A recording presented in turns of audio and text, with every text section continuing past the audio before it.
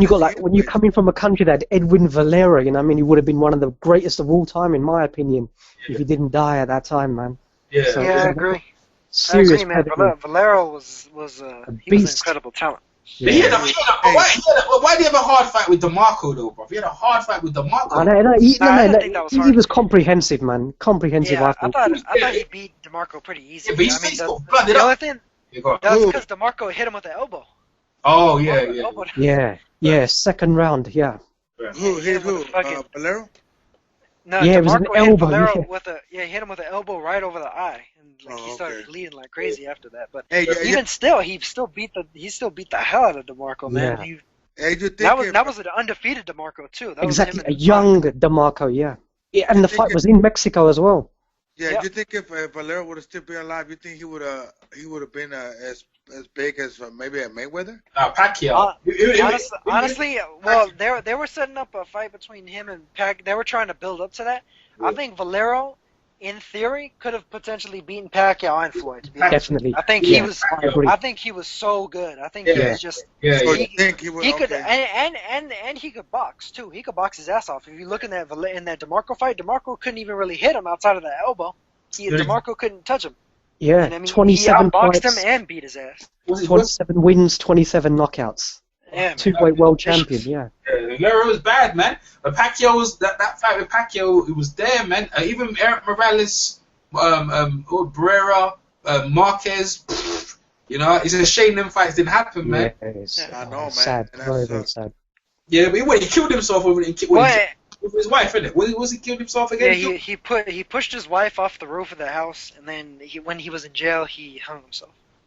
Oh, because he pushed his wife off the roof. What are you doing in the... No, Neto, I saw a documentary. I think it was he shot her or he stabbed her. I think in the motel. Really? The documentary on YouTube. YouTube, and then he hanged himself in jail. There's conspiracy theories as to even if he hanged himself, they said he might have been killed. Yeah, there's that too. Pretty crazy. Big time, yeah. But I mean, the thing is, I do know that he had some issues though. Like, 'cause I mean, the whole thing is he was banned from the U.S. in the first place because of that head injury he had from a motorcycle accident. So yes, sometimes that messes with your psychology. So who knows? May have been one of these troubled guys. A lot of these guys, they're not brain damaged in terms of being able to speak properly, but they're brain damaged in terms of like their psychological state. They might be have a couple of screws loose. Yeah. Talking about the little guys down there, was it Lenani Tete? He's looking alright, bro. Like, he's looking like a problem. Frank Warren's got the backing now, Frank Warren's back now, so hopefully we're gonna get him in there with some of the guys. Well, they're trying to get him versus Lee Haskins. Yeah. No, Lee Haskins or what's his name again? The other guy went to America and beat the Japanese guy. What's his name again? Jamie McDonald. Is Jamie McDonald? Oh, Jamie McDonald. Yeah. Yeah, man, I met Jamie. Jamie's fucking nuts. You know that? He's crazy, man. I call him Mad Dog McDonald. Right? I actually met him before the weigh-in, before he actually won one of his world titles in Wembley. And he's just a fucking. He didn't surprise me going to America because he was a psycho. Just a psycho individual that when you meet him, he's just demonic, man. I mean, he's really about that fucking. He looked like he'd fight anyone. He didn't give a fuck. He's really nuts, man. But those two fights with Kameda were really good. It was good fights. You think Crawford will fight Postol in pay-per-view next week? That's another one. Crawford and Postol. Everyone talk about Postol. I can see on pay-per-view. That's the only fight. I don't know. I think there's a pay-per-view fight, but see with Postol, what? I mean, he's not. This is the thing about some of these guys, and it's really disturbing. You win a big, credible fight against Matthysse, and then you just disappear off the scene. And we're talking about you, but when are you gonna get back in the ring, man? You know what I'm saying? This is too long, isn't it? He was supposed to be fighting Granados to beat Amir Aman. I don't know why that fight was not made, but HBO, I think due to their sort of new budgetary sort of cutbacks, I think they're almost pushing Crawford towards this pay-per-view fight. I don't think it's a pay-per-view fight, personally. Well, you don't think so? No, I don't think so. We know with Granados. When it ends up, it will be. When the fight actually happens, people will be glad they paid their money. because Postol's going to be brilliant. He could upset Crawford and knock him out. You know, could happen. I think he beat Crawford, in my opinion. You see, told you. See, he's a tall, clever fighter who can actually punch as well. But there's a lot of unknown factors with him. We don't really know, how is he going to handle it? Sort of an ambidextrous Hey, we could say boxer. Crawford too. I mean, he's been fighting smaller guys too. Yeah, exactly, Miguel. He's fought a lot of guys, who's blown up. Even super featherweights going up. Even taking up, Hank Lundy as well from lightweight to lightweight. I mean, to be fair though, Postol fought Lundy and he didn't knock him out. He went to a close decision with him. Yeah, but that was different, Lundy, man. But I didn't think Crawford would stop. But I didn't think it was going to stop him. Yeah, but I think I think when Postol fought him, he was still in the process of probably improving. Don't you agree? I mean, there's a reason why. There's a reason why. Possibly, but I mean, see, the thing with Postol that kind of annoys me, I guess, is the fact that people act like he just went in there and dominated Matthysse. Matthysse rocked him several times in that fight. That wasn't an easy fight for Postol to win in the first place. And then even against Selçuk Aydin, he got rocked by Aydin in the very first round. So, I mean, to me, that says that Postol doesn't have the greatest defense. Yeah, he doesn't have a good chin. Yeah. I mean, but Crawford isn't necessarily the type of just lights out puncher that they're trying to build him as. So I don't think he's really a one punch knockout guy. He's a guy that he has, good power. But I don't think. See, I think Crawford versus Postol is like a 50-50 fight. I don't think either one really holds an advantage over the other. I think it's pretty fair. I think they've proven about as much as one another. Matthysse has probably the better. Or Postol probably has the better win of the two overall. But Crawford has better wins overall. If you try to rank like their first, second, third, fourth, fifth best wins against each other. Yes. But in my opinion, I think in the Matthysse fight, I think he gave up, man. Matthysse gave up in that fight. I think he did. Of course. He gave up, man. Yeah. But he don't like was broken, yeah.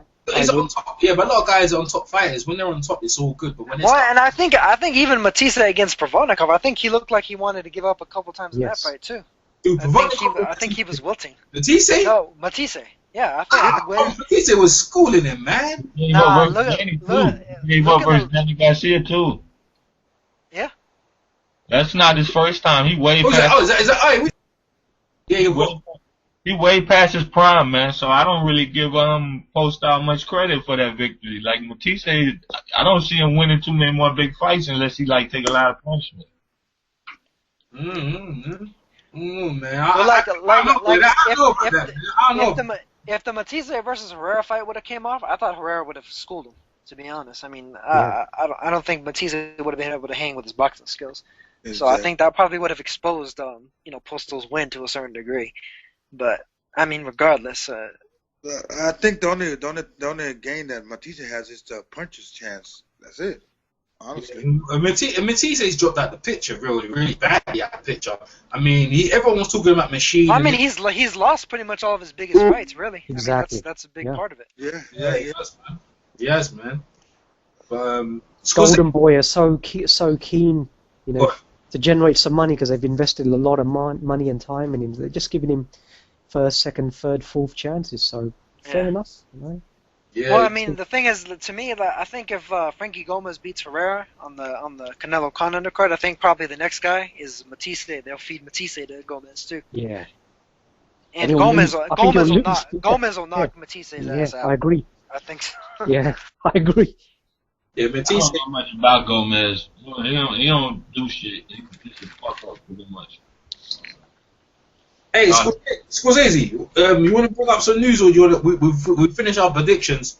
Khan, something I'm pissed off about. I'm pissed off with the WBA beyond repair right now. Right. They told us they was giving us Uchiyama versus Fortuna.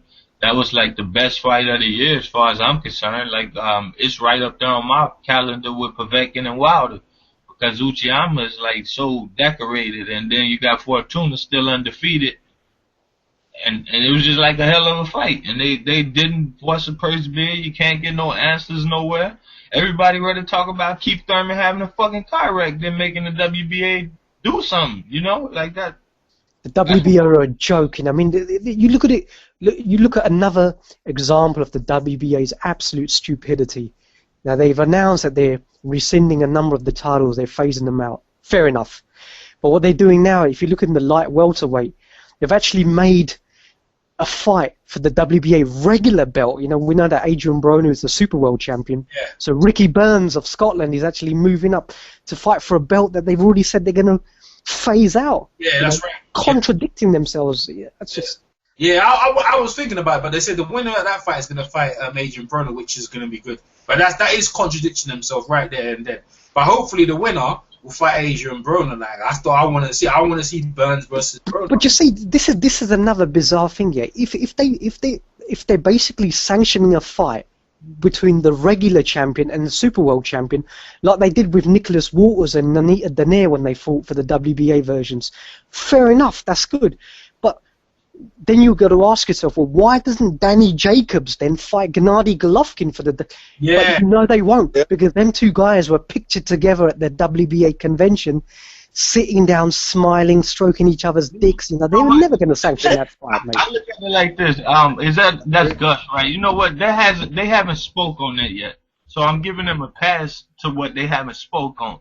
But they literally told us on their website that they were forcing, because they was doing all this. See, Bob Arum's part of this, in my opinion, because he done convinced Uchiyama that Nicholas Walters is some kind of super fight over here, but he won't even pay Nicholas Walters $1 million to fight Lomachenko. So he basically done shoved his way in, like, hey, fight my guy, and he's the big draw. And we know Nicholas Walters is not a draw.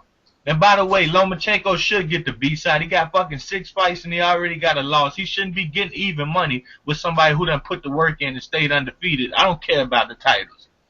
Ain't nobody gonna respect that. But my opinion on this is, Bob Arum made this man think that he was gonna be in a super fight over here in the U.S. Yeah. And the WBA said, well, you ain't got it done. Here goes Fortuna. And Uchiyama and Fortuna can't even agree to fight in the States or Japan. But he agreed to fucking fight Nicholas Walters in the U.S. Walters nor Fortuna is from the U.S., so what does it matter? Neither one is a draw. If anyone is a draw, Fortuna's the draw. They left Nicholas Walters' last fight. People left it. When he fought Mariaga, people left. When he fought Sosa, I think it was in the same venue. Nobody there again. Yeah. I'm like that. I mean, I understand your issue, Gus, but my issue is that they really, if you go look at their site, they said Uchiyama, Fortuna, they have 30 days to send in bout contracts. They had 30 days to send in contracts, and we go on the purse bid. And they didn't agree a deal. I've emailed them. I tweeted them. I just want to know what is the reason? Is somebody ducking? Is Fortuna a ducker? He's my favorite fighter, but if he's a ducker, I'd like to know. Fortuna retweeted me. He liked the tweet, but I still got no answer. Dan Rafael won't go in detail about it. Like, this is the problem with boxing. This is the best fight. It's not the biggest fight, but I'd be damned if it's not one of the best fights. It's a better fight. I'll put it to you this way: it's a better fight than Walters versus Lomachenko. Walters versus Lomachenko at 130 doesn't prove anything other than who's the fourth best fighter in the weight class. I'm not even gonna go that far. That both of them are great fights, but it's not even about the weight class. Both of them are great fights. They are. But the thing, let's say Uchiyama's the number one fighter in the division. Fortuna, if he beats him, should be the number one fighter, right? Let's say, yeah, correct. But let's say it like this: it's a better fight. It's a more important fight. It's not a money fight, but it's a more important fight than fucking Canelo Khan. It's a more important fight. It's a fucking more important fight than Golovkin versus Wade, and I can go on down the list. And to be honest, it should be more important than Thurman Porter. Thurman couldn't hold. Porter could not hold his belt for 2 defenses. Thurman has never won a title. Uchiyama's been about 9 fights, and we can't get them to do us justice. We ain't boxing fans, man. People don't say nothing about that. I don't want to hear them talk boxing. Yeah, no, that's extremely true, man. Because I mean, Fortuna's top level contender, undefeated, and I mean, he deserves a title shot as much as anybody in the entire sport, period. And then Uchiyama is the clear number 1 in the division. So I mean, you got clear number 1 versus arguable number 2, number 3, number 4 in Fortuna. That's one of the best fights that could be made. You know who I'm hearing Fortuna's gonna fight, and it's a fucking disgrace. This man fight. What's this guy from Philadelphia? Wears the beard? Omar Douglas? Is that it? Omar Douglas. He fights on PBC on like FS1. Yeah, he's now Heyman fight.